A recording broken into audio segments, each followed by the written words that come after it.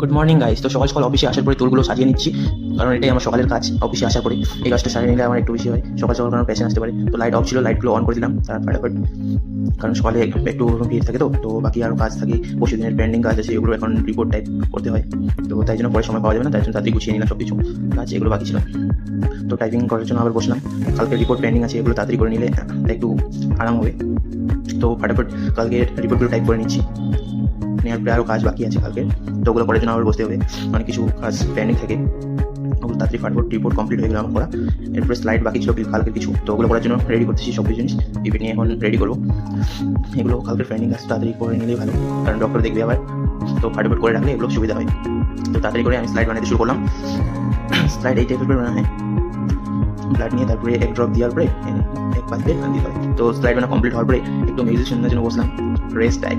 তো মিউজিক শুনতেছি গাইস বসে বসে, আর কি করবো। বাই।